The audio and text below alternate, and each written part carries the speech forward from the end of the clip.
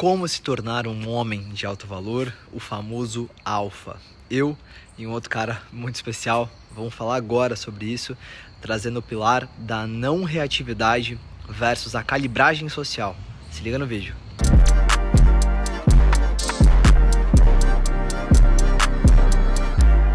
Existem várias teorias, cara. A própria teoria do espelho social é basicamente isso, né? Você acreditar que o espectro social, ele é de fato quem você é. Então, por exemplo, isso em sentido de traumas, bloqueios e tal, isso é absurdo. Porque, cara, se você tá muito suscetível a isso, né? Vamos supor, uma pessoa chega aqui e fala, cara, que boné ridículo que você tá usando e tal.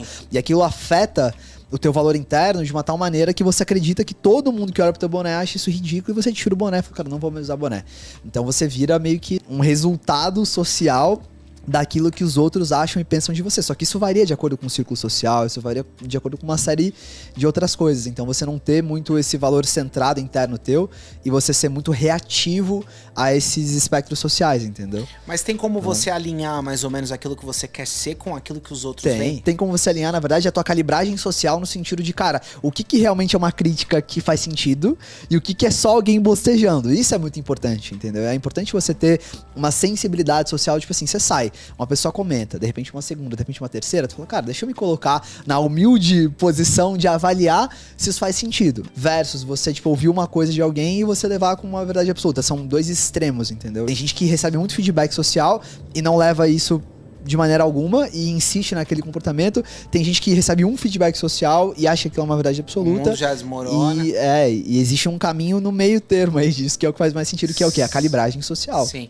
O Jake falou um negócio bonito quando eu entrevistei ele, que ele disse assim, que o sedutor, né, é um cara que aquilo que ele pensa sobre ele mesmo é maior do que o que as pessoas pensam sobre ele. Sim, é o maior poder de uma pessoa, né? É mais ou menos essa ideia, Jake, você acha? Então, eu tava ouvindo o que o Gustavo falou e eu achei muito interessante, porque eu acho que isso é extremamente relevante, não só para a sedução, mas para o momento que a gente vive hoje como um todo. Sim. A ideia de que o quê?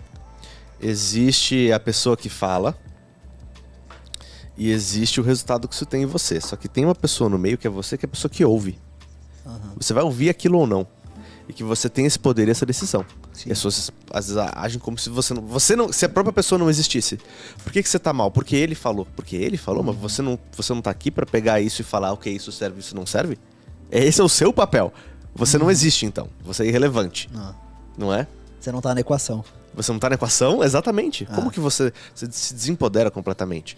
Então você tem que estar no meio e fazer esse trabalho. Eu dou poder pra isso ou não? Certo.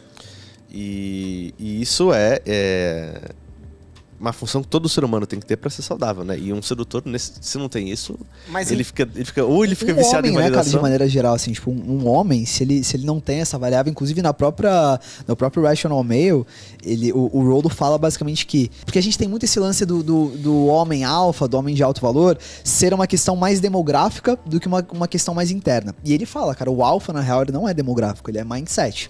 O demográfico, inclusive, ele tende a ser o quê? Uma consequência do mindset, né?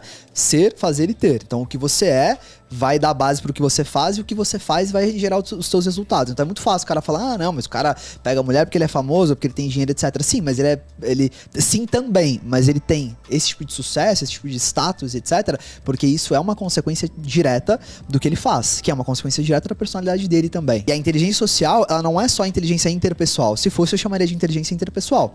O conceito das hoje são 8, né? Mas as 7 inteligências múltiplas do Howard Gardner, ele traz inteligência interpessoal e intrapessoal. São as duas últimas, né? Que ele descobriu, inclusive. Tudo começa com a matemática, a lógica, que todo mundo que não era logicamente bom era burro. Então você faz um teste de QI. Teu QI é baixo, por quê? Porque tu não faz cálculo, mas não necessariamente você é burro. Existe uma inteligência linguística, musical, motora, etc. E aí existe inteligência intrapessoal e interpessoal.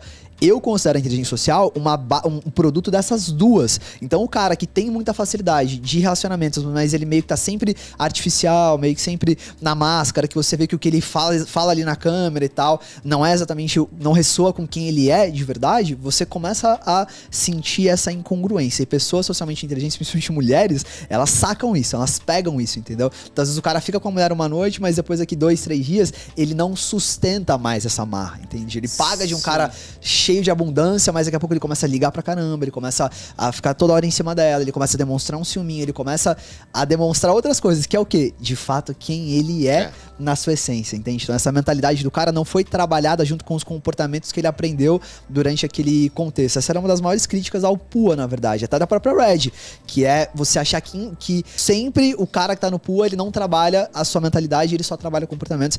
Isso não é verdade, entende? Mas é uma crítica porque, assim, muitos caras, de fato, são assim. Muitos caras preferem decorar o que falar, decorar um comportamento aqui, uma coisa que o Jake ensinou ali e tal, mas não trabalhar na raiz do seu ser, né? O Rollo falava que o PUA, sem um trabalho mental, é como você colocar uma dinamite na mão de uma criança, saca? Uma Ferrari na mão de uma pessoa que não sabe dirigir. Isso gera um resultado? Gera, mas pode ser um resultado, tipo, catastrófico. Interessante. Entende? O cara, às vezes o cara pensa, né? O pior resultado que pode acontecer é ela me rejeitar. Não. Tem coisas dar muito certo, piores. você entrar num relacionamento, daqui 2 anos depois você acordar chorando num divórcio, perdeu tudo, tá acabado, virou um Você caquinho, se mata, né? Verdade.